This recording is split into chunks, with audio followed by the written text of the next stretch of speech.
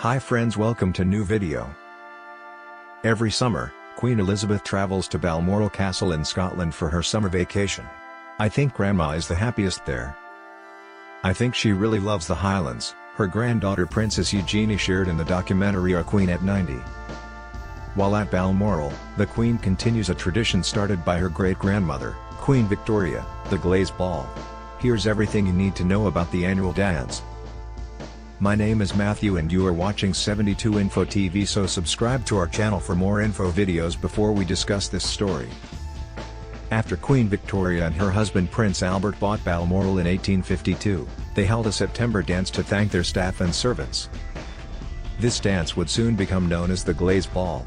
The term galley is Gaelic for gamekeeper, and glass are also specially designed shoes, commonly worn in Scottish country dances. In twilight during her Diamond Jubilee year, the court of Queen Victoria, Greg King writes, despite her age and frailty, Victoria still occasionally indulged in intricate jigs and tricks. A sash of Balmoral tartan draped over the bodice of her black satin gown as the pipers played. According to a contemporary observer, Queen Victoria had light airy steps in the old courtly manner, no limp or cane, but every figure danced carefully and gracefully. The Glaze Ball was also held during the reigns of Queen Elizabeth's grandfather King George V and later father King George VI. Frederick Corbett, Deputy Controller of Supplies at Buckingham Palace, shares his memories of the Glaze Ball during the reign of George V. Corbett wrote in his memoirs, Queen Mary was a wonderfully energetic figure at these dances. She loved all the Highland dances and many of the old English country dances, which she always included in the program.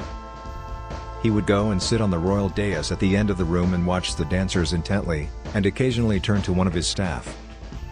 As Darren McGrady, the royal family's chef, explained in Eating Royalty, the ball was a Scottish dance party held as a thank you for all the hard work of the staff, and every member of the royal family in residence and his guests will attend.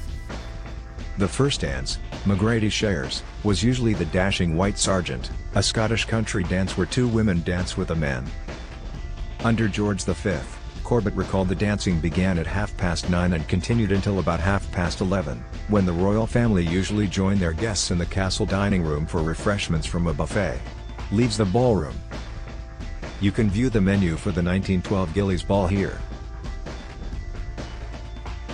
Queen Elizabeth biographer Sally Beadle Smith writes in Elizabeth the Queen, the life of a modern monarch, that men wear black tie and kilts at the ball, and women wear tiaras, long gowns, and tartan glasses with diamond brooches.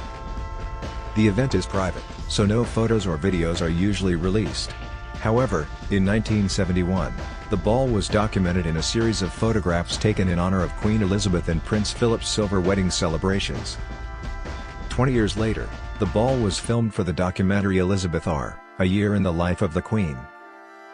In the documentary, you can see an Some Reel, a Scottish country dance, danced by the royal family, including Princess Diana, Princess Anne, and of course Queen Elizabeth and Prince Philip. Queen Elizabeth looks very happy in the video. She wears the traditional tartan sash and Girls of Great Britain and Ireland tiara. The Queen has done a lot of Scottish dancing in her 70 years as monarch, Dame Darcy Bussell, a former ballerina, shared on the royal road trip. Ghillies Ball is a very important part of that.